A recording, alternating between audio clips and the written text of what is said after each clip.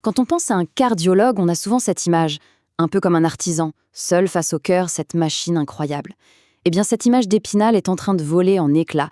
Aujourd'hui, on va voir ensemble comment la technologie et surtout le travail d'équipe sont en train de tout changer pour la santé cardiaque. Alors, pour bien comprendre cette révolution, il faut d'abord se rendre compte de l'énorme pression qui pèse sur les cardiologues en France. C'est une vraie course contre la montre pour arriver à soigner tout le monde. Regardez bien ce chiffre, 1670. Ça peut paraître abstrait, mais imaginez, c'est le nombre moyen de patients suivis par un seul cardiologue libéral en France. C'est énorme. Et ça ne fait qu'augmenter. On imagine bien la pression que ça représente au quotidien. Et voilà tout l'enjeu. Ce n'est pas juste une question d'agenda surchargé. Comme le dit très bien la Fondation Jean Jaurès, chaque retard, chaque délai peut avoir des conséquences dramatiques. On parle d'un vrai problème de santé publique. En fait, on est face à ce qu'on pourrait appeler une tempête parfaite. D'un côté, on a de plus en plus de patients qui vieillissent et qui ont des maladies chroniques, et de l'autre, pas assez de médecins pour suivre le rythme. Le résultat, c'est que les délais s'allongent et la pression devient juste intenable. Mais alors, et c'est là que ça devient super intéressant, la technologie débarque. Pas comme un simple gadget, non, mais comme une vraie réponse stratégique à cette crise. Une véritable révolution numérique du cœur est en marche.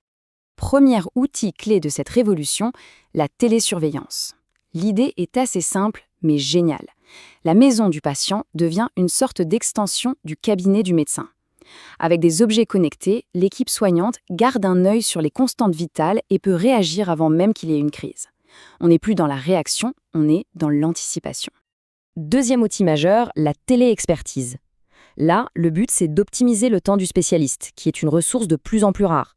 Au lieu d'attendre des mois pour un rendez-vous, le médecin généraliste peut demander l'avis du cardiologue directement en ligne via une plateforme sécurisée. Et voilà comment ça se passe. C'est ultra fluide. Le généraliste a une question, il envoie sa demande. Le cardiologue, où qu'il soit, regarde les données, comme un électrocardiogramme par exemple, et hop, en quelques heures, le généraliste a sa réponse. C'est tout le système qui devient plus agile. Et l'impact de tout ça, il est concret. Tenez, 68%. C'est le pourcentage de consultations chez un spécialiste qui ont pu être évitées juste grâce à la téléexpertise, d'après une étude. 68%. C'est juste colossal.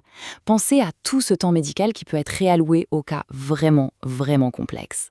Et évidemment, on ne peut pas parler de numérique sans parler d'intelligence artificielle. L'IA, c'est un peu le nouveau copilote du cardiologue.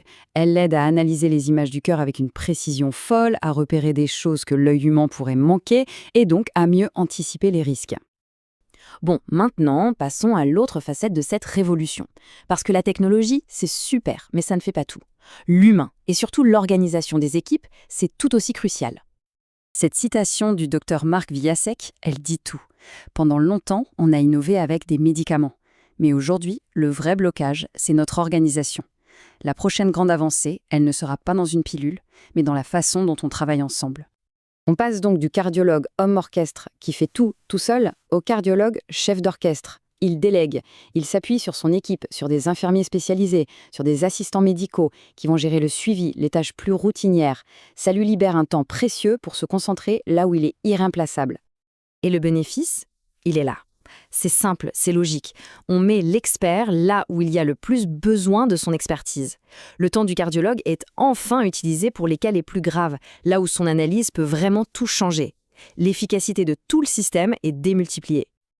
Alors, si on met tout ça bout à bout, la technologie, le travail d'équipe, ça ressemble à quoi le cardiologue de demain ? Ce tableau, il résume parfaitement ce changement. D'un côté, on avait l'expert technique, seul face à la maladie. De l'autre, on a un chef d'équipe qui utilise la technologie et son collectif pour anticiper, pour organiser, pour penser le parcours de soins de manière stratégique.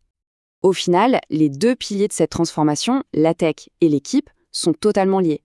La technologie sans une nouvelle organisation, ça ne sert pas à grand-chose. Et une nouvelle organisation sans les bons outils numériques, ça manque de puissance.